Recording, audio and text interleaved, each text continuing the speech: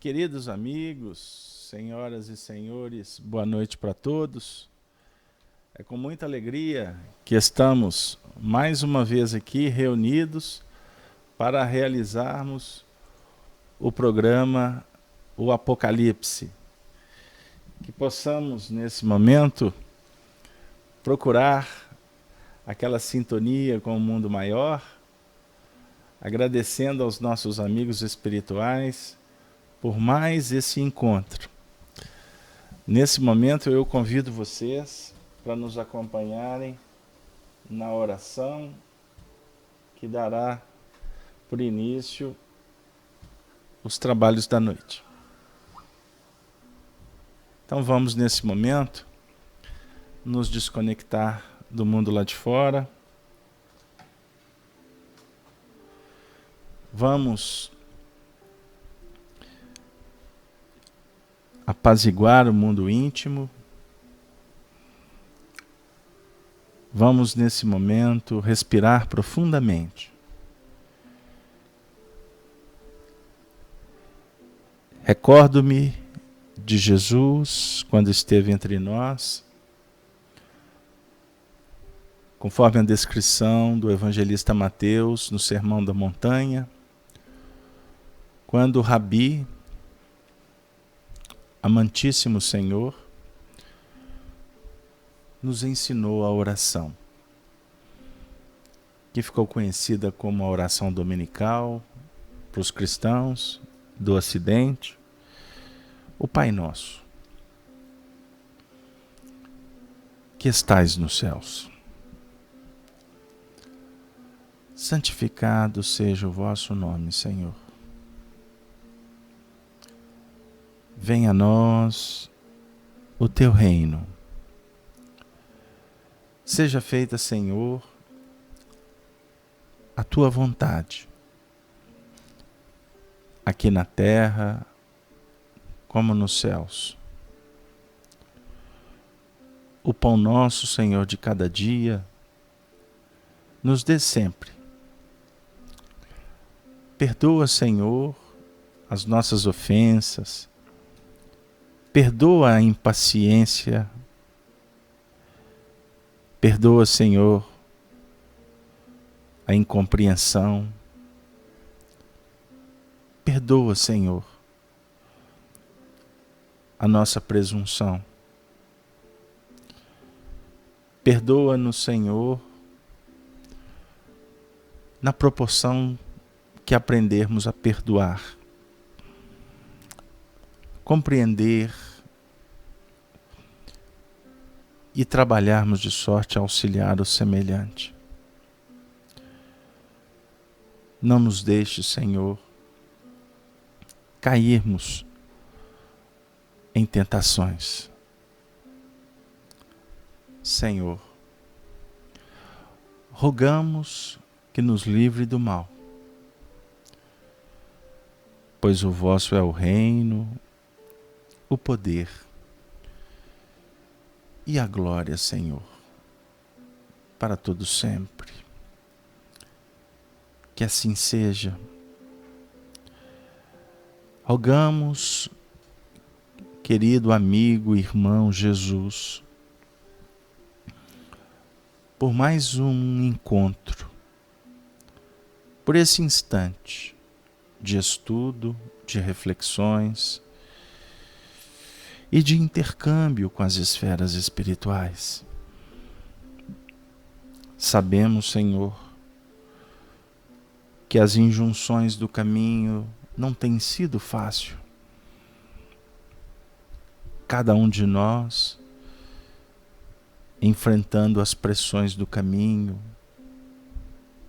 as influências negativas, o estresse do dia a dia. Tudo isso tem nos constrangido, tem dilacerado as nossas almas. E com isso muitas vezes fraquejamos, entristecidos, rebelamos, ou cansados nos tornamos indiferentes. Senhor, dê-nos força, ajuda-nos a perseverar, não descansar, joeirar,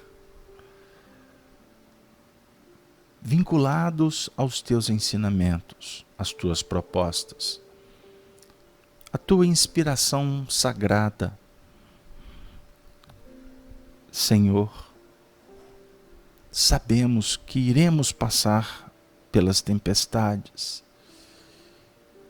e iremos te encontrar um dia serenos, tranquilos e felizes pelas vitórias. Mas enquanto não nos deixes, Senhor, entregues pelo caminho a nossa própria sorte. Interceda, Senhor, com a tua misericórdia, para que possamos juntos, de mãos dadas, compreender a importância da esperança, da fé e da caridade. Senhor Jesus, proteja todos que se encontram conosco, que acompanham as transmissões, os nossos irmãos internautas, suas famílias, seus lares. Senhor, mas também te pedimos por todos que sofrem, por aqueles corações que jazem nos leitos, nos cárceres, doentes pelas ruas, julgando, abandonados. Atenda a todos e ajuda-nos para que nós estejamos atendendo-os também, pois assim iremos atender às nossas necessidades pelo viés do trabalho, nessa dinâmica extraordinária da caridade. Esse momento pode se tornar eterno com a tua presença e a comunhão que podemos implementar agora, com simplicidade, com humildade, com respeito, com dignidade e, acima de tudo, Senhor, com amor. Que o teu amor proteja, envolva a todos, ao nosso trabalho, que possamos atingir a culminância do mesmo encontro de hoje, felizes, e que as legiões de João Evangelista, o vidente de Patmos, possam nos atingir nesse momento em que estamos estudando o livro Apocalipse, a revelação do nosso Senhor, a revelação dos nossos caminhos. Obrigado, Senhor. Obrigado, amigos, ouvintes, você que nos acompanha. Obrigado pela amizade, pela confiança e por compreender as nossas limitações.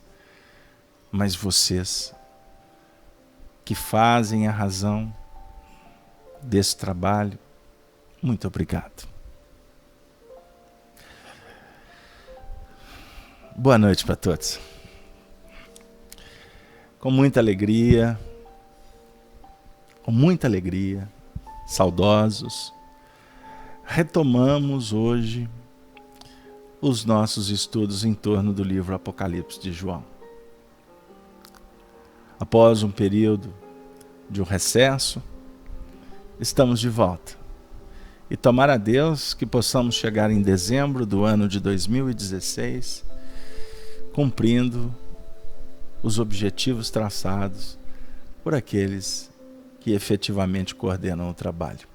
Muito obrigado, Elton, o João Nodari, o Simplício, a Cleusa Marilac, a Maria de Fátima, o Eduardo Machado, a Helena, o Daniel, a Núzia, Marinalva, a Anitta e tantos que compusemos esse grupo de estudos. Então vamos lá, seja bem-vindo 2016, não é mesmo? Caríssimos companheiros, então vamos retomar a leitura do primeiro capítulo do livro Apocalipse, os seus primeiros versículos, para que a gente possa adentrar no tema da noite, onde vamos refletir em torno do sangue, do princípio, do fim, enfim. Vamos lá. Primeiro versículo, eu vou ler até no ponto onde nós vamos trabalhar hoje. O presbítero... Opa, só um minutinho, desculpa. Eu abri a carta de João. Vamos lá, o Apocalipse. Revelação de Jesus Cristo, a qual Deus lhe deu, para mostrar aos seus servos as coisas que brevemente devem acontecer. E pelo seu anjo as enviou, e as notificou a João, seu servo, o qual testificou da palavra de Deus e do testemunho de Jesus Cristo, e de tudo que tem visto. Bem-aventurado aquele que lê e os que ouvem as palavras desta profecia e guardam as coisas que nela estão escritas, porque o tempo está próximo. O tempo do Senhor é eterno. Ele sempre está próximo.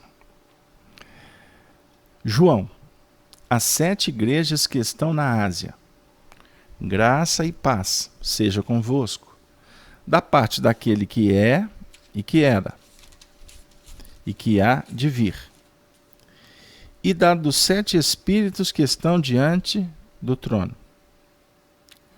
e da parte de Jesus Cristo, que é a fiel testemunha, o primogênito dos mortos, e o príncipe dos reis da terra, aquele que nos ama e em seu sangue nos lavou dos nossos pecados. E nos fez reis e sacerdotes para Deus e seu Pai, e a ele glória e poder para todo sempre. Eis que vem com as nuvens, e todo olho o verá, até os mesmos que o traspassaram, e todas as tribos da terra se lamentarão sobre ele. Sim, amém. Eu sou o Alfa e o Ômega, o princípio e o fim, diz o Senhor, que é e que era e o que há de vir. Bom, vamos lá. Temos muitos elementos aqui para o nosso trabalho de hoje. Desculpem, só um ajuste. Então, nós vamos fazer uma conexão com o último estudo que nós realizamos em dezembro último. Lembrando que hoje, dia 28 de janeiro, vamos nos posicionar no tempo e no espaço. Nós gostaríamos de tecer alguns comentários sobre o sangue. Esta abordagem que está no versículo 5. E em seu sangue nos lavou dos nossos pecados. Como que nós podemos entender esse trecho? e o seu sangue lavou, né? Nos lavou dos nossos pecados. Nós poderíamos aqui falar que o sangue dele, no seu sentido literal, à luz da doutrina espírita, o sofrimento dele, o seu sacrifício, é que vai definir a nossa vitória espiritual. O sangue dele lava os nossos compromissos, as nossas responsabilidades, os nossos desafios. O que vocês acham? Então há um símbolo, existe uma metáfora aqui. Essa metáfora apresenta para nós lances importantíssimos. Então o sangue no Evangelho, ele apresenta para nós indicativas que envolvem sacrifício. O sangue dos mártires, o sacrifício pela causa da divulgação do Evangelho. Mas nós poderíamos também refletir que estes martírios, estes testemunhos históricos, eles, um termo que eu gosto muito de usar, eles salpicaram a terra, deixaram marcas. E esse sangue derramado pode ser analisado também como um recurso a fertilizar a terra, a história, os nossos corações. Então, quando, por exemplo, nós estamos diante dos embates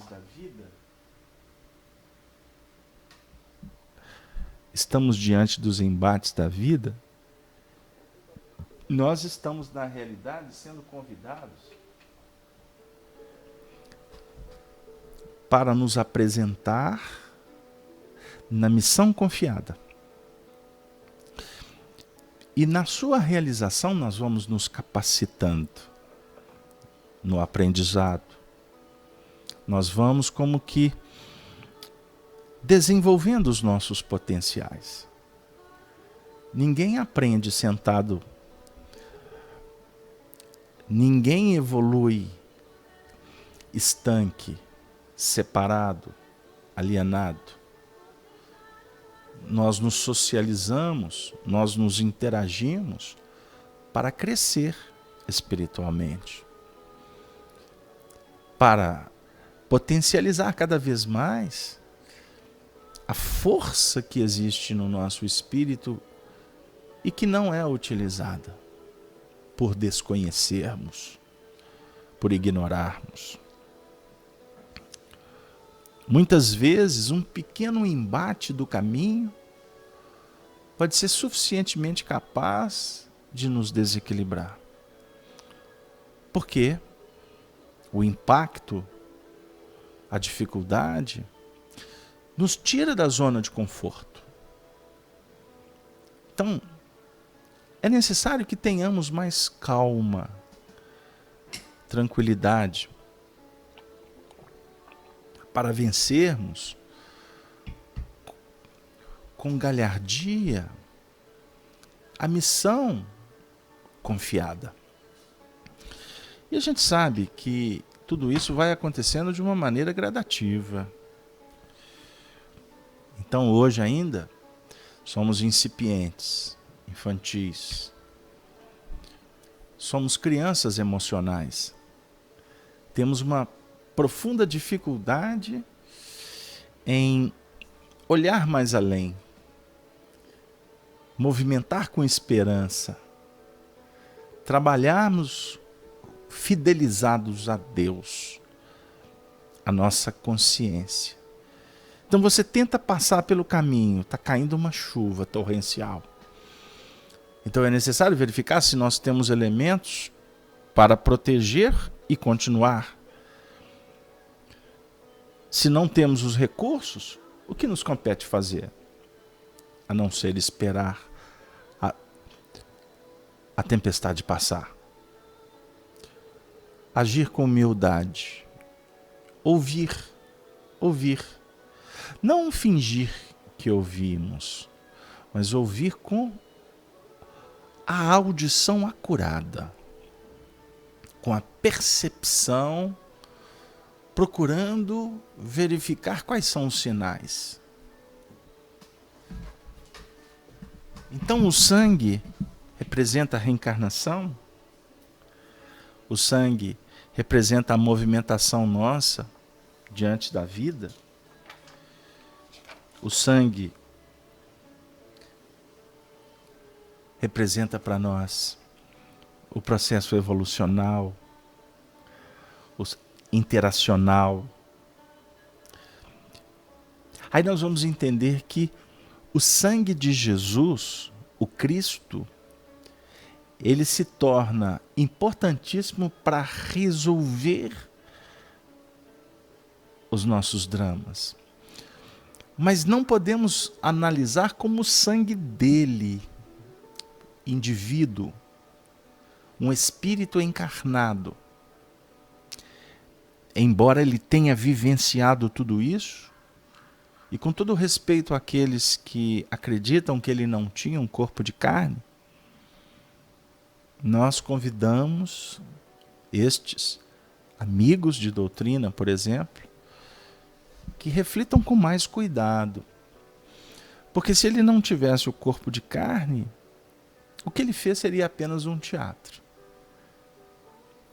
Esse ponto para nós já é suficiente para termos convicção, entendam bem, pessoal, numa acanhada visão de um aprendiz, e eu não posso dizer isso como um ponto doutrinário, embora eu acredito ser.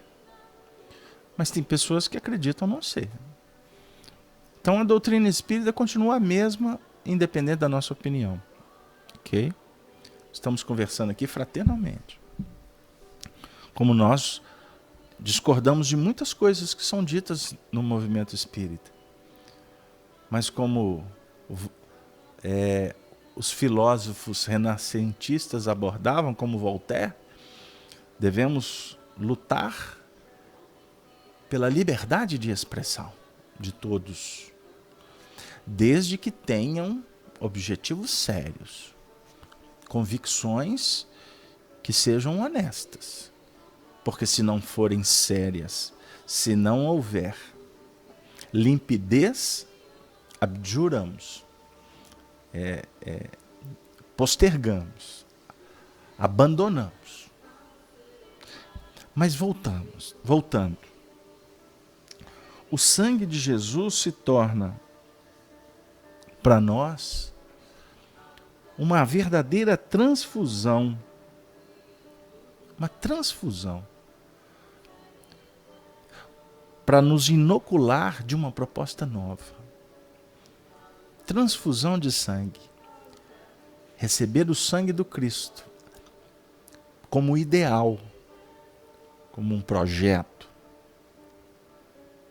como um ponto, um fulcro de irradiação solene, maravilhosa. Então, o sangue de Jesus, não é? O sangue que nos lavou é no sentido do sangue dos testemunhos compreendidos, incorporados e num terceiro movimento implementados pelas ações. Pelas ações. Isto é a lei. O sangue do Cristo faz parte da lei divina. Como revelação, como ensinamento, como doutrina. Não sei se está dando para pegar o raciocínio. Porque ele é profundo. E nós temos que ser cuidadosos. Porque tem muita gente fazendo exegese no pé da letra. Até no nosso ambiente espírita nós temos visto algumas abordagens do Apocalipse que precisamos ter um pouco de cuidado. O Apocalipse é uma proposta a revelar a nossa história como espíritos. Por isso que nós vamos falar, não é? Do alfa e do ômega daqui a pouco. O princípio e o fim. A revelação de Jesus Cristo, ela se apresenta assim: eu sou o alfa e o ômega, o princípio e o fim. Diz o Senhor que é o que era, o que há de vir, o Todo-Poderoso. Então a proposta do Apocalipse, ela começa com Jesus e termina com Jesus. O Cristo. O Cristo. Não Jesus de Nazaré. Jesus o Cristo. Jesus de Nazaré, entendamos isso. Doutrinariamente, a chave revela tudo que está escrito no Antigo Testamento. Com Kardec. Ele é o governador espiritual do nosso planeta, da nossa trajetória aqui. Quanto a isso, não tenhamos dúvida. Então, ele é o princípio e é o fim. Eu poderia dizer de uma forma muito simples. O princípio no sentido de que ele que fundou, ele que acompanhou a formação desse orbe. Então, enquanto existir esse orbe, Jesus vai estar aqui. O princípio e o fim. Então, isso é em nível externo, de trajetória, de história.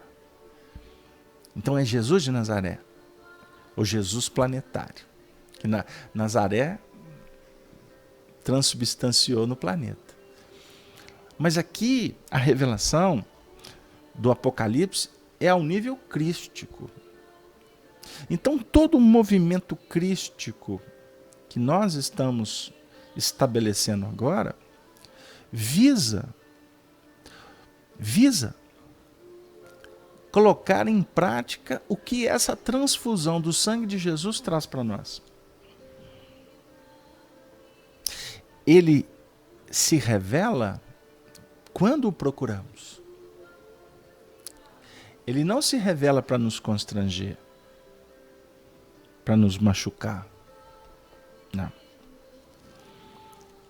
Não.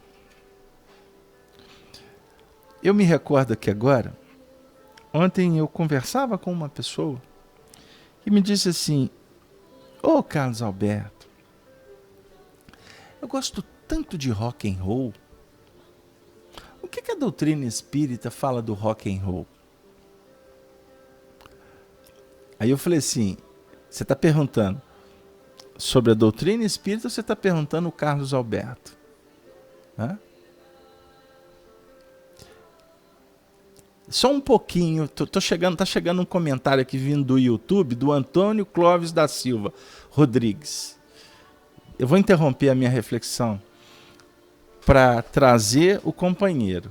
Eu até vou colocar no chat aqui, para ficar assim, bem,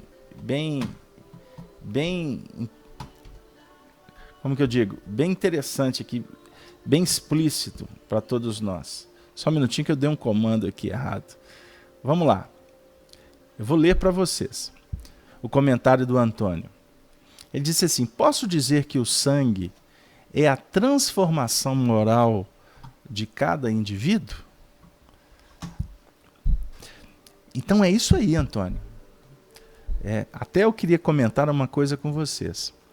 No Evangelho, interpretação do Evangelho, no fundo não tem nada errado. Porque nós vamos interpretar o Evangelho de acordo com a nossa visão. Então todos os comentários sempre serão pertinentes. Tá? Mas o Antônio foi no cerne da questão. Agora, Antônio, se você me permite, eu gostaria de dizer que a sua pergunta, que já é conclusiva por si só, ela já está lá no final do processo. Eu estou tentando perpassar as etapas do processo para a gente entender. Porque é muito simples a gente falar de transformação moral, de perfeição, sem entender como se dá. A gente sintetiza, mas não explica. Então é isso aí. O sangue de Jesus, o Cristo, na sua dinâmica da produtividade dele, da promoção que ele oferece, já é conclusivo, é transformação moral. Agora, para que haja essa transformação moral, nós temos a etapa que, quando a gente estuda evolução, nós poderíamos tratar essa evolução de uma forma simples. Eu vou trabalhar com a trilogia: o Pai, o Filho e a santificação do Espírito, que no catolicismo, por exemplo, fala do Espírito Santo. Mas lá no grego, estudando lá na fonte, a gente vai perceber que é Espírito Verdade. Espírito Verdade. Pai. O Pai é o Criador. Criador. O Filho é a criatura. O Pai, observem bem que interessante, o Pai é o amante. O amante. O Filho é o amor. Né? Então, o Pai, o objetivo do Pai, em nível cósmico e em nível da individualidade nossa, o Pai se movimenta para produzir, certo? A produção é o Filho. Essa produção que é a criatura, ela, quanto mais ela vai compreendendo as suas responsabilidades em conexão com o Pai que a criou, ela vai efetivamente trabalhando para aprimorar a obra que está em si mesmo. Então, o compreender, o conhecer, o valorizar a revelação, vai fazendo com que nós sejamos filhos do Altíssimo. Não sei se pegou lá.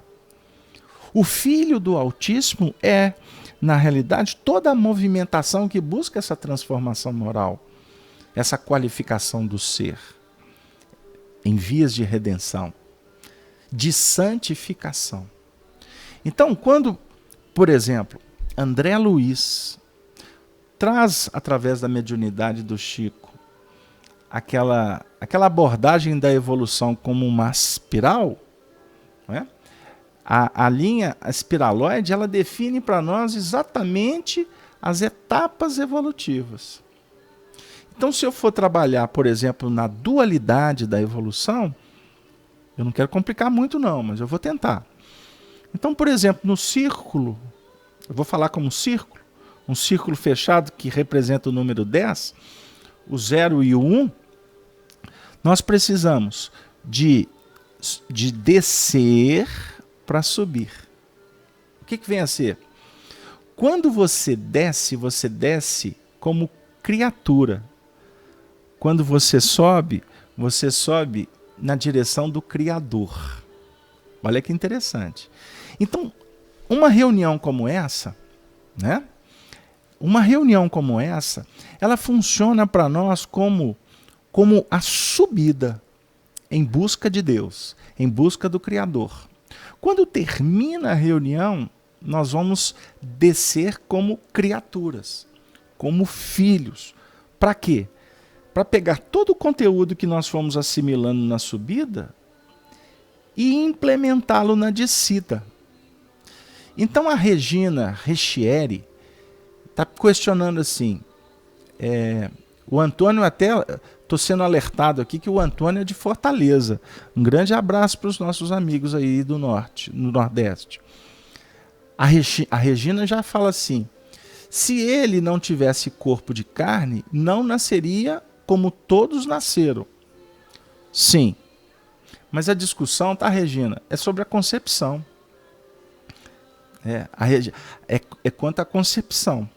Tá?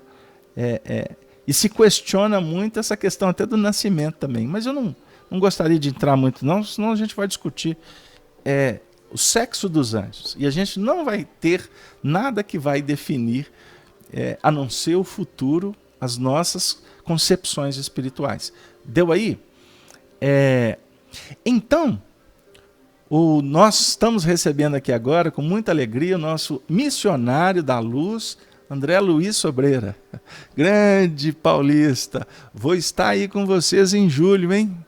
Vamos comer pão de queijo junto. André, continuando. Então, a descida é a realização, certo? A subida é a busca da concepção. Então, por isso é que Jesus desce e ele fala para os discípulos, os homens irão levantar o Filho do Homem. Depois que ele desencarnou na crucificação, eles foram entender que quando essa fala do mestre, que os homens iriam levantar, aí eles entenderam, então levantaram ele na cruz, e essa cruz levou-o à morte, não é? Olha que interessante. Só que ele não estava falando apenas de um fato histórico. Ele estava nos demonstrando para nós que a descida, ela é um processo de crucificação íntima. Não tenhamos dúvida. Tanto que quando a gente estuda, por exemplo, André Luiz no livro Missionários da Luz, a gente vai ver o desafio que é o planejamento reencarnatório. Estão lembrados do Segismundo? É complexo, é muito difícil. Porque você vai apagar, nós vamos esquecer, não é? A nossa vida lá, como é que foi, como que foram estabelecidas as metas. Nós chegamos aqui, nós vamos recordando num movimento intuitivo, não é? Nas etapas, dentro dos ciclos da vida, a gente vai intuitivamente percebendo o que pode vir, acontecimentos mais complexos, enfim. Mas a gente não sabe detalhadamente. Porque o descobrir, o tirar o véu, que é o grande lance. Por isso que a gente volta em Jesus para trazer o ensinamento. Por exemplo, contido no capítulo 8 do Evangelho de João, no versículo 34. Conhecereis a verdade e a verdade vos libertará. Tem muitos espíritas que a gente faz o estudo e falando, conhecereis a verdade. Ah, então tá bom, eu vou estudar o livro dos espíritos, vou estudar Kardec. Ok, isso mesmo. Mas, meu amigo, a verdade aqui é com um V maiúsculo de todo tamanho. É uma verdade espiritual, concepção, convicção, que tem a ver com um movimento íntimo e não apenas circunscrito aos planos da intelectualidade. Então Jesus vem à Terra, por exemplo, debaixo da lei. O nascimento dele foi debaixo do envolvimento da lei. Estão lembrados? Os decretos. Inclusive, Maria teve que fugir com José por causa de um decreto que veio de Roma. Ele desencarnou a partir de um decreto que foi assinado por Roma. Eu não vim destruir a lei, mas dar cumprimento. Que lei? A lei romana? A lei dos homens? É a lei espiritual, gente. Que a lei dos homens acaba como um recurso didático para favorecer o nosso entendimento com relação a esta movimentação espiritual. Então, é muito interessante a gente refletir sobre o sangue como um processo, né? Um processo que define não um derramamento com uma ótica ostensiva. Eu vou trazer uma frase do Honório Onofre de Abreu, que nós acompanhamos pessoalmente, estudando a partir de 1999 no Grupo Emmanuel. O Honório diz assim, eu fiz questão de grifar e trazer o pensamento do nosso professor. Ele diz assim, esse sangue não é propriamente esse sangue derramado dentro de uma ótica muito ostensiva. Essa colocação traz principalmente a oportunidade que cada um de nós tem recebido de usufruir de um corpo no plano da reencarnação. É a descida. Porque a limpeza básica e fundamental, ou a limpeza definitiva tem que ser feita através do sangue? Isso é uma pergunta. Resposta: porque, sem dúvida, o processo reencarnatório, implementado num sistema de esquecimento, de prostração do nosso plano de relembranças, pelo que teoricamente se tem aprendido, nos leva a entender que dentro do contexto de realização, nós vamos incorporar em nossa atividade uma grande parcela de espontaneidade. Olha que frase! Vamos incorporar uma grande parcela de espontaneidade. Porque nós podemos estar nos movimentando dentro do plano do constrangimento. Então o sangue para muitos é a doença que manifestou. É a perda. É a desencarnação. Agora, tudo isso vai funcionando para que amanhã esse sangue não se torne um processo que venha de fora para dentro, mas ele se projete como uma manifestação de dentro para fora. Por isso que o Honório fala sobre espontaneidade. Aí ele continua dizendo: por mais que Allan Kardec e a doutrina espírita nos propõem a fé raciocinada, ela não perde as características de fé. Ela sempre tem que trabalhar com aquele ponto que é o tesouro escondido. Por que tem que ser assim? Porque toda manifestação básica do amor em sua essencialidade tem que partir de uma proposta eminentemente pessoal. Vai ser difícil elaborar o amor dentro do impacto da multidão. Não. Por isso que doutrina espírita não é para a multidão. Pelo contrário, ou melhor, eu estou fazendo assim porque todo mundo faz. Pelo contrário, às vezes nós temos que ser os líderes de todo mundo. Porque, sem dúvida, esta manifestação, embora ela possa apresentar uma tônica na sua linha geral de observação, cada um de nós apresenta um lance realizador de cunho peculiar e intransferível. Então, vamos ter em conta isso. Penetremos no conhecimento. Organizemos os padrões dentro de nós, sem esquecer que nós temos que investir naquilo que o nosso coração, prestemos atenção, que a nossa razão está aceitando. Então, a resposta em termos de felicidade, de amor, de grandiosidade, de júbilo interior, não é resultante só de um cumprimento fechado da lei. Porque aquilo que a consciência já determina com clareza de realização. Está terminando. Tem também alguma coisa que no seu tempo emerge, premiando o nosso coração. Então vamos ter em conta essa limpeza. Branquear os vestidos quer dizer sacrificar-se. Então, no plano espiritual, nós temos a linha de aglutinação dos seres em termos de afinidade e sintonia. A imersão na vida física já demonstra uma proposta de acentuada heterogeneidade. Olha o que ele está dizendo. O mundo espiritual é sintonia e harmonia. O mergulho aqui, mecanismos heterogêneos. Aqui na Terra, nós vamos encontrar a chamada lei dos contrários, definindo o plano de realização. Por esta razão é que os momentos mais definitivos, mais amplos de nossa escolha estão vinculados à experiência física, à experiência no campo humano, para que se abra dentro de nós uma proposta fundamentada na espontaneidade. Pegaram lá? Vamos pensar nisso.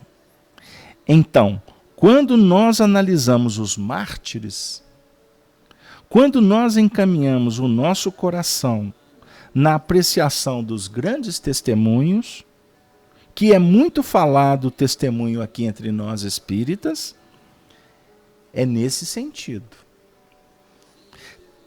Anotem o que eu vou dizer, repetindo o Honório. Testemunhar é aquela posição nossa que não tem um sentido oral, é um sentido de vida. Testemunhar o Cristo significa ter coragem de viver dentro de um processo realizador, consoante aquilo que a intuição, que o conhecimento teórico propõe. Para concluir, no capítulo 24 do Evangelho segundo o Espiritismo, Allan Kardec, trabalhando aquele conteúdo, define sobre a coragem da fé. E nessa coragem da fé, Kardec escolheu o versículo 32, capítulo 10 de Mateus, que diz assim: todo aquele, todo, não é alguns, são alguns, são todo aquele que me confessar diante dos homens, eu o confessarei diante de meu Pai que está nos céus. Isso é extraordinário. Estudar Evangelho, gente, é fazer essas amarrações. Vamos repetir? Todo aquele, isso é uma fala de Jesus, que me confessar diante dos homens. Como que você vai confessar Jesus diante dos homens? Nós espíritos, nós vamos confessar Jesus fazendo palestra pelo mundo afora? Costuma virar até festa, né? Eu acabei de brincar aqui com o nosso amigo André. André, julho, me aguarde em São Paulo. Vamos comer, vamos nos deliciar com aquela pizza lá na casa da Jane Maiolo. Topa, André? Aí, ó, trato no ar. Vou convidar o Zé Aparecido, mas o Zé é fria, né?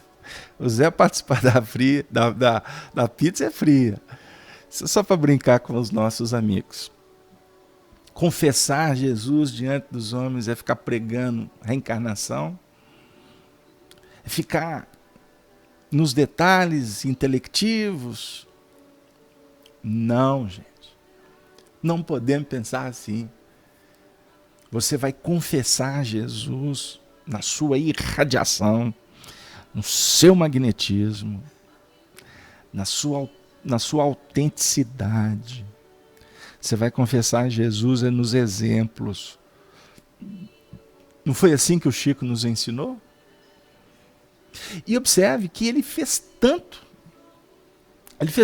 que o Chico ainda é incompreendido. Aí o Zé Aparecido manifestou dizendo que mesmo se a gente não quiser, ele vai estar lá com a gente, comendo pizza na casa da Jane. Manda um recado para a Jane para reservar a pizza para você, Zé. Pegaram aí, gente? Vamos voltar. Olha que interessante. Olha que interessante isso aqui. Nós vamos confessar Jesus nos nossos exemplos, no nosso carinho, na nossa ternura. Nós vamos confessar Jesus como amigo, como filho, como pai, como mãe. Nós vamos confessar Jesus comendo pizza lá na casa da Jane. Aí, gente, vocês todos estão convidados. Vou pegar uma passagem aí para a terra abençoada dos paulistas, né? Então vamos pensar. Porque você confessando Jesus nas ações, ele o confessará. Olha aqui o termo. Eu o confessarei diante de meu Pai que está nos céus. Aí tem muita gente fazendo caridade porque aí fica bem com Jesus e Jesus libera a área para a gente. Não podemos pensar assim. Vamos mudar. Vamos pensar à luz da doutrina espírita. Não será Jesus, no seu sentido, Jesus de Nazaré, que vai abrir a porta do reino dos céus para você. Não vai ser Dr. Bezerra, Emmanuel. Agora é o Chico, né? O Chico é o santo dos nossos dias, cumprindo a profecia lá do Ranieri, que era um chiquista de mal maior, e hoje em dia está crescendo o número dos chiquistas. Encontra-se, fazem eventos para falar do Chico Xavier. Com todo respeito, com todo carinho ao Chico, alma de nossa alma, mas isso não tem nada a ver com o que o Chico ensinou. E nós espíritas queremos continuar insuflando a iconoclastia, o endeusamento, criando situações que não tem nada a ver com doutrina espírita. Vamos refletir, viu, gente? Nós estamos precisando de aprender a pensar. Porque também no movimento espírita estamos cheios daqueles que falam amém sem pensar. E tudo em nome de Deus. Tudo em nome da espiritualidade. Aí eu vou para os encontros, aí beija, abraça, etc. Aí assiste palestra, vê DVD e etc. E depois você torce, não tem nada de aprendizado espiritual. Porque não tem nada a ver com doutrina espírita. Como é que Jesus não vai nos confessar no seu sentido, Jesus de Nazaré? Mas Jesus Cristo vai. Ele vai. Ele vai confessar todos nós. Ele quem? Individualidade? Ou Cristo como Deus presente dentro do nosso coração? Esse Cristo que já está se manifestando de uma forma tão exuberante no coração da Rosângela, minha amiga Helena. Ei, Helena, tem recebido suas mensagens, querida. A Marilac. Não é, Cleusa? A Cleusa manda outro tipo de recado, né, Cleusa? Levanta daí, minha filha. Não é, Norival? Simplício, grande Simplício está conosco há tanto tempo. Todos vocês, amigos, vamos pensar. Porque o momento não cabe mais tergiversar. Sexo dos anjos, perder tempo com coisas que não vão favorecer. Ontem lá na FIAC nós fizemos um estudo tão gostoso, Marta e Maria. Marta e Maria. Eu vou tentar ver se eu posto o vídeo amanhã. Eu não tive nem tempo hoje. Mas assim, ficamos tentando trabalhar com um grupo em torno da presença de Marta e Maria que recebem Jesus nos seus corações. Não é? Aí tem um comentário aqui dizendo assim, mas mesmo com vários anticristos, através dos séculos, que tentaram combater e que tentam ainda, os ensinamentos morais do Cristo prevalecem. Ela escreveu prevalecerá. É isso aí, Rosângela. Prestem atenção, um convite. Se já não fizeram, no livro A Caminho da Luz, Emmanuel vai contando a história, resumida, obviamente, da história planetária, alguns pontos históricos mais importantes. Se a gente observar, ele sempre vai colocar uma frase assim, e Jesus e o Evangelho vencerá. Se vocês pegarem o livro Brasil, Coração do Mundo, Pátria do Evangelho, nós vamos verificar Humberto Campos falando em vários momentos, e o Evangelho vencerá. O Cristo vencerá. O Cristo íntimo. A iluminação, a irradiação da luz a partir de nós mesmos. Brilhe a vossa luz diante dos homens, para que eles vejam as vossas boas obras. Assim estaremos sendo confessados pelo nosso Pai Celestial. Mas então, nosso tempo está caminhando aqui numa velocidade muito grande. Nós propusemos também a fazer uma abordagem rapidamente, do versículo 7º, eu vou ler, que eu só tenho mais 25 minutos de trabalho hoje. O versículo 7º, que também nós já falamos sobre ele, eu gostaria de levantar alguns pontos. Vou ler. Eis o 6º, eu não vou abordar aqui, porque ele já foi exaustivamente trabalhado lá atrás. Mas o 7º diz assim: eis que vem com as nuvens, e todo olho o verá. Quem vem com as nuvens? O Cristo. E todo olho verá. O olho é a visão profunda do diencéfalo. Não é? É a visão espiritual, todo olho. Eu poderia dizer que nós temos vários olhos. Sim. Mas vamos pensar assim. Todas as individualidades o verão? Sim. Quanto humanidade, todos, sem acepção. Cada um no seu tempo, no seu time. E depois que entrar no time do Senhor, no dia do Senhor, que Pedro aborda como 1000 anos, e a gente fica no calendário fazendo conta, faz parte da futurologia. Mas vamos pensar no dia do Senhor, desses 1000 anos, como 1000 oportunidades para a gente ver com profundidade. Então, o olho verá. Até mesmo até os mesmos que o traspassaram. Ele não foi levantado na cruz para o sacrifício? Então, até mesmo aqueles que o traspassaram. Então, se eu for na história, eu vou lembrar de Longínus, não vou? Não podemos? Longínus, o soldado romano. Longínus, que com o tempo descobriu que ele transpassou o Cristo. Ele transpassou a si mesmo. Aí nós vamos encontrar, por exemplo, Emmanuel contando a história de Longínus, junto com Humberto de Campos. Aí uma das encarnações dele foi em Henrique de Sagres. Estão lembrados? Reencarnou já numa outra dinâmica, porque todo o olho o verá. Então ele percebeu e depois foi convidado para mergulhos em muitas encarnações. Mas Humberto de Campos vai citar, por exemplo, Henrique de Sagres. Henrique de Sagres. Né? Eliel. E aí vamos caminhando aí. Não é? E posteriormente ele reencarna como o nosso querido Pedro de Alcântara. Pedro de Alcântara, Dom Pedro II. Deu aí? O que aconteceu com Dom Pedro II? A história é belíssima. A história do grande político, do grande estadista desse país. Então a gente precisa de amarrar. Mas, para não ficar preso em individualidades, em personalidades, elas são usadas por nós como recursos didáticos. Nós vamos aqui perceber que todos verão, todos despertarão, até mesmo os que se transpassaram.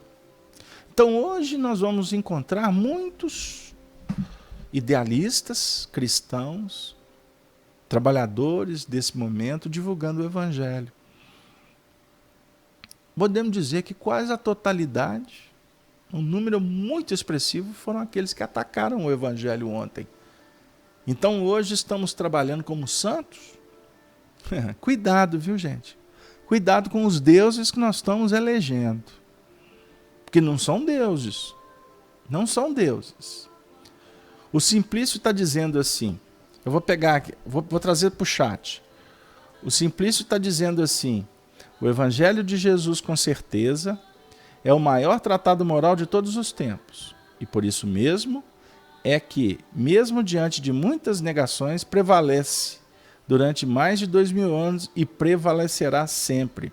Muito bem, Simplício. Obrigado pela sua participação sempre produtiva, eficiente e carinhosa. Então, estamos hoje nas tribos. As tribos estão se redirecionando, mas poderíamos falar das tribos íntimas, daquelas posições nossas que estão sendo convidadas para se reposicionarem. E aí, todas essas tribos da terra se lamentarão sobre ele. Se lamentarão sobre ele. Então nós poderíamos falar sobre esse lamento como um momento atual. Nós estamos lamentando. Nós estamos lamentando. Lamentando sobre ele, sobre o corpo que foi sacrificado, o corpo do Cristo. Nós somos de Minas Gerais. Graças a Deus reencarnamos aqui. Então o interior de Minas, principalmente, as tradições católicas são muito fortes.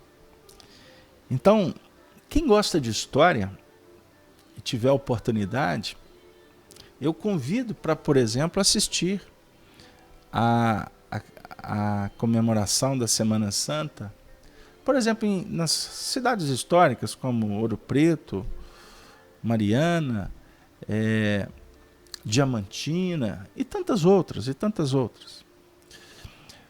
Mas, por exemplo, Ouro Preto, a Sexta-feira da Paixão, a impregnação que fica no ambiente, no que remonta à paixão do Cristo, é uma coisa que mexe com as estruturas de quem está ali.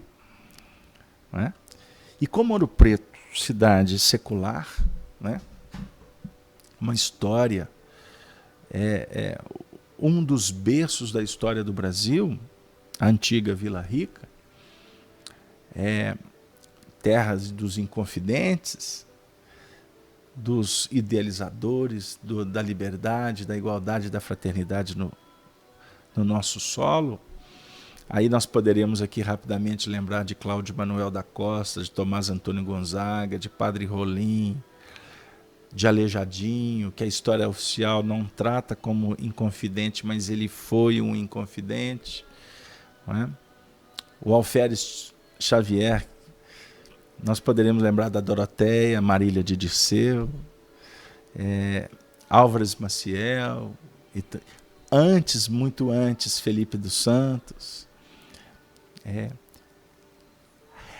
O movimento que nós estamos querendo trazer, o movimento dos mártires, silenciosos, os escravos, aquela cidade de pedra, não é? Com as suas ladeiras, toda a cidade praticamente esculpida por mãos humanas, dos africanos, dos escravos. Ela traz uma impregnação muito interessante do que remonta ao passado, os desafios do presente e uma visão do futuro dentro dessa ótica crística. Por que nós estamos falando tudo isso? Porque estamos num momento de lamentação, oportunidade de fazer uma reconsideração da nossa vida. São 21h03. Hoje, 28 de janeiro de 2016. Quantos de nós podemos estar ainda de cama, convalescentes? Quantos de nós podemos estar vivendo dramas punjantes?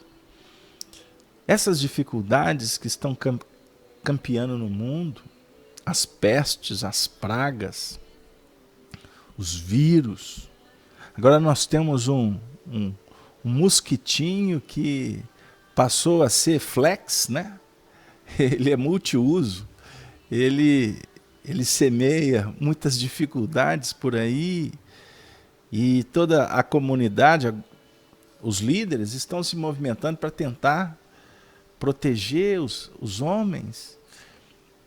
Mas as dificuldades, hoje a notícia de mais um naufrágio, mais de 18 crianças mortas, dos refugiados que estão buscando algum lugar digno de viverem, as crises econômicas que estouram num lugar, repercute em todo o sistema, as alterações climáticas, o texto do Honório falando sobre o nosso mundo como o mundo da contradição, porque a contradição é que vai caracterizando para nós uma roda, uma engrenagem positiva de evolução, porque quando você percebe a contradição, significa que você já está se despertando, mas o despertar se dá num plano de muita lamentação.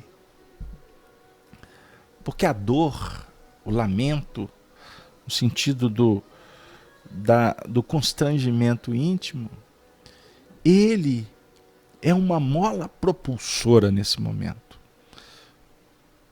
Não estamos aqui fazendo apologia da dor.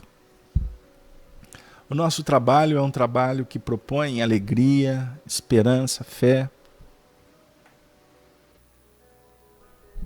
musicalidade. Estou escutando aqui no fundo meu amigo Walter Tim, irmão de Vanessa, corações tão sensíveis que trazem essa musicalidade para o movimento espírita com tanta qualidade. Evolução é uma proposta do Cristo, e o Cristo propõe alegria. Me recordo aqui agora, antes de continuar, certa feita, o senhor João Cândido Xavier perguntou para o menino, o jovem, o amigo Chico Xavier: Chico, você que conversa tanto com os espíritos aí, eu queria te fazer uma pergunta. Se Jesus voltasse à Terra, qual seria o nome dele? O Chico, com aquele jeito todo mineiro de ser, falou: papai, quem sou eu para dar um nome para Jesus? Não, mas os espíritos não falaram. Não, isso é um assunto que nunca participei dele, não. Ah, Chico, mas eu acho que você deve ter uma resposta para mim. Aí o Chico olhou para o senhor João Cândido, candidamente respondeu: papai, se Jesus é o remédio para os doentes, se Jesus é o cobertor para os necessitados, se Jesus é o pão para os famintos, se Jesus é a ressurreição, é a esperança, só me resta deduzir que se Jesus voltasse à Terra, o único nome que não tenho competência nenhuma para colocar nome em quem quer que seja, mas um nome que eu poderia sugerir seria alegria. Seria alegria. Então, eu lamento muito em dizer que o lamento cederá espaço para a exaltação da alegria. Só que, para chegar lá, nós temos uma tarefa árdua para cumprir. Eu sou o alfa e o ômega, o princípio e o fim, diz o Senhor, que é e que era e que há de vir. O texto do Apocalipse conclui com a expressão o Todo-Poderoso. O Todo-Poderoso. Nós separamos aqui algumas abordagens que nós encontramos sobre o Alfa e o Ômega, só para trazer para nós alguns pontos que a gente pode ainda não ter levado a efeito como consideração. A expressão o princípio e o fim, que não consta do original grego, mas cujo conteúdo confere com o sentido, foi acrescentada a esse versículo por alguns tradutores, por considerarem que as pessoas menos escolarizadas poderiam não compreender o significado de o alfa e o ômega. Então, a expressão o princípio e fim foi acrescentada, porque no original eu sou o alfa e o ômega apenas. A expressão aparece novamente nos capítulos 21 e 22. Disse-me ainda, tudo está feito. Eu sou o alfa e o ômega, o princípio e o fim. Eu, a quem tem sede, darei de graça da fonte da água viva. Essa citação está em Apocalipse, no capítulo 21, versículo 6. Eu sou o alfa e o ômega, o primeiro e o último, o princípio e o fim. Capítulo 22, 13. Esta revelação de que o Senhor Jesus Cristo é o alfa e o ômega, o princípio e o fim, é a maneira mais simples para definir alguém que excede todo e qualquer entendimento. Transcende todo o entendimento.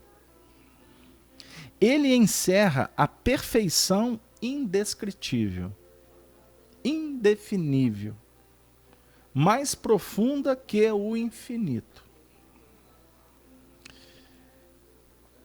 Essa abordagem é de um evangélico. Conhecer pessoalmente o Senhor Jesus Cristo consiste na maior glória do ser humano. Muitas são as pessoas que o conheceram por informações de outras.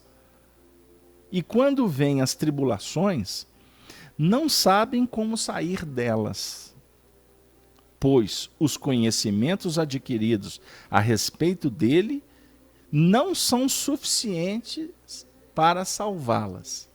Olha que abordagem evangélica de um irmão evangélico. Que eu gosto de falar que são irmãos bíblicos, porque evangélico, nós espíritos somos muito mais evangélicos que evangélicos. Isso é só uma brincadeira didática. Olha o que ele está dizendo. Por conhecer Jesus, não é? Por informações de outros, isso não vai dar condições para que a gente vença as tribulações. Temos muitos espíritas desencarnando mal. Porque o espiritismo estava no oráculo, no templo. O espiritismo estava aqui no microfone. O espiritismo estava nas mãos que deram passe, costuraram, escreveram. O espiritismo estava nas cadeiras que ocupamos, presidentes, diretores. Eu sou diretor. Eu sou dono. Certa feita, um presidente do centro estava com uma penca de chave, devia ter umas 250 chaves na penca.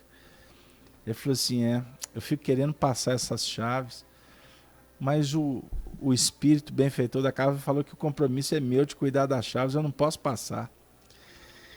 Aí eu cá pensei comigo mesmo, tá lascado. Não compreendeu o que o benfeitor falou. Que as chaves que tem que estar nas mãos dele, as chaves do coração, não é do centro espírita. O centro espírita não é meu. Eu tive o privilégio de fundar a FEAC. Convidei um grupo de amigos, topamos, fizemos o trabalho.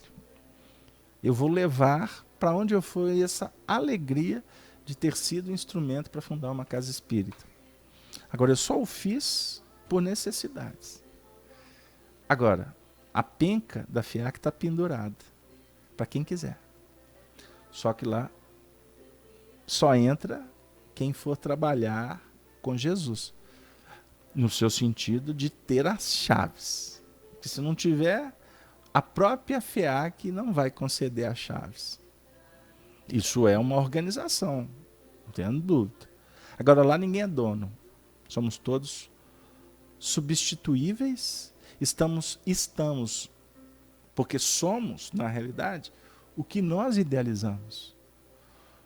Eu idealizo o espiritismo, eu tenho que lutar para ser espírita. Agora, ser espírita para adquirir vantagem, fama, eu estarei movimentando sem compreender o espiritismo. O companheiro me disse assim outro dia, vou falar com a permissão de amigos que estão aqui conosco. Eu tenho 200 palestras marcadas para o próximo ano. Aí eu olhei para ele, 200? Jesus te abençoe. E a sua família. E você. Reflitamos. Porque evangelho não é quantidade. enganados estaremos se nos movimentamos pensando em números, é intensidade, é qualidade.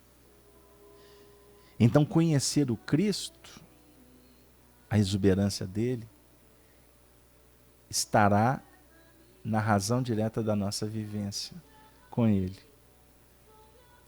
Por isso, amigo, se a doença te vergastar, se as dificuldades baterem na sua porta, você tem que estar preparado. Nós temos que estar em comunhão com Cristo e não julgando-nos privilegiados.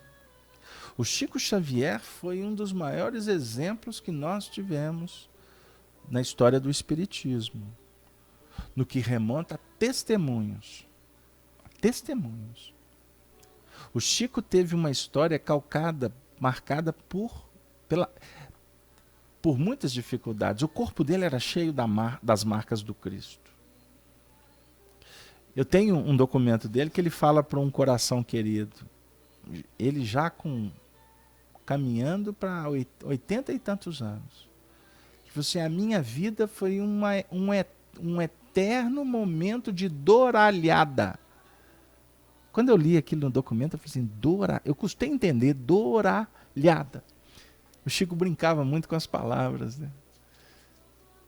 A vida dele foi marcada por dor. Era dor aqui, dor acolá, dor. Por quê? Porque ele precisava. Ele precisava de dar o seu próprio testemunho para ele mesmo, não era para os outros. Embora o que ele fez para ele mesmo marcou a vida de um número incalculável de pessoas. Não é verdade? Agora o Chico o tempo todo dizia, eu estou bem. O corpo não responde.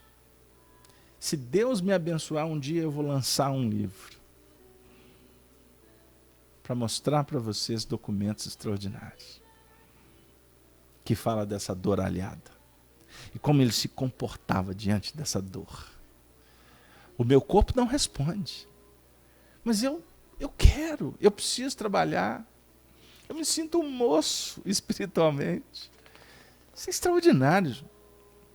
Ele enfrentou a vida toda esses testemunhos até o momento da sua desencarnação.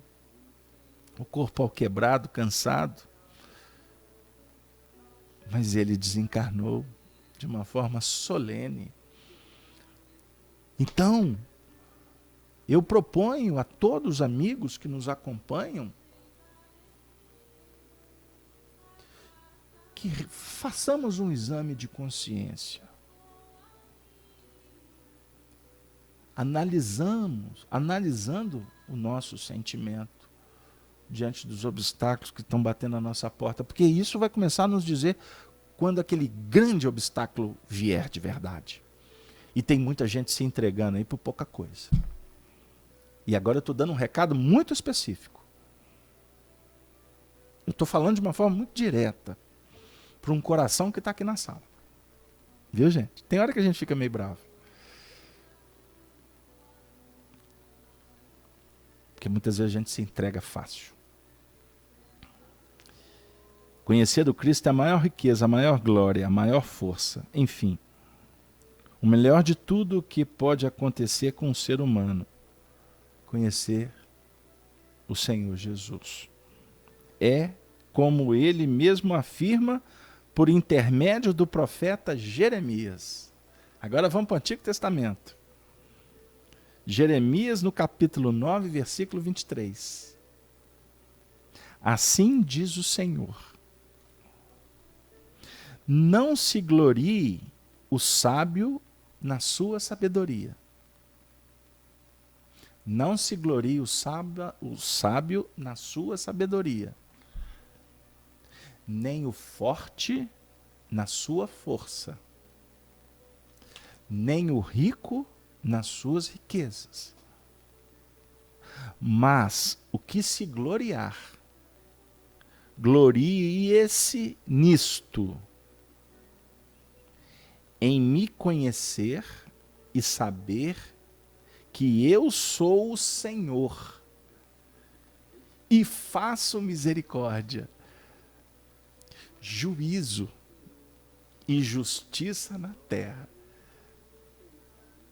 Porque destas coisas me agrado, diz o Senhor.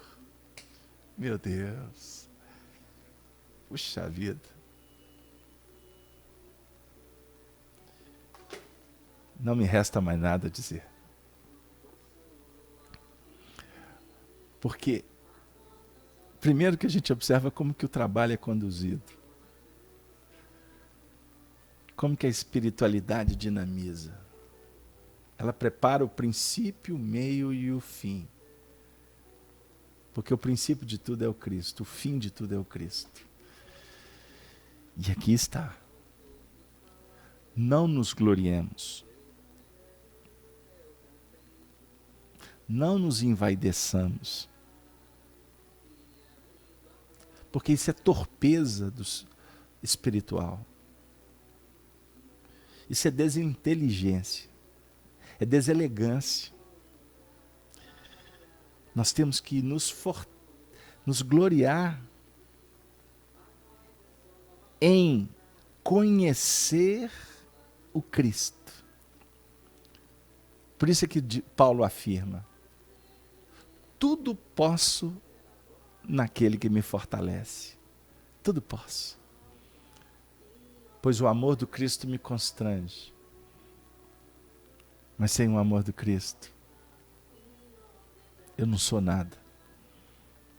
Sem o Cristo eu não sou ninguém.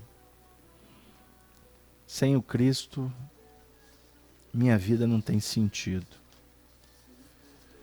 Sem o Cristo, não teria razão da gente estar aqui. Sem o Cristo não teria doutrina espírita. Nós não teríamos Allan Kardec. Sem o Cristo nós não teríamos a codificação espírita. Sem o Cristo não teríamos amigos. Porque o Cristo é que granjeia. Sem o Cristo, você não teria a sua família. Seus filhos, sua esposa, seu marido, suas mães, seus pais. Sem o Cristo, não haveria anjos guardiões, espíritos protetores. Sem o Cristo não haveria terapia, médico, remédio, escolas. Sem o Cristo, não haveria evangelho. Sem o Cristo não haveria esperança. Sem o Cristo, nada de caridade. Sem o Cristo, loucura, insensatez, desilusões, medo, fobia, depressão, violência. Sem o Cristo,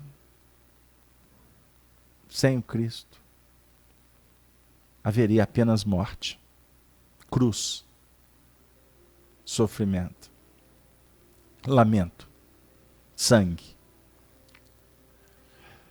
Com o Cristo, vida abundante, esperança, força, coragem, fé. Com o Cristo, ressurgimos como a fênix das cinzas. O Espírito ressurge para a vida eterna. Com o Cristo, o campeonato é certo.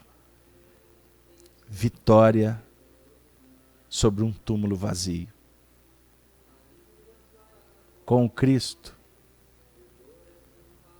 o futuro reserva-nos o prêmio da felicidade. Depois de uma longa e exaustiva tarefa. Com o Cristo, paz. Com a paz,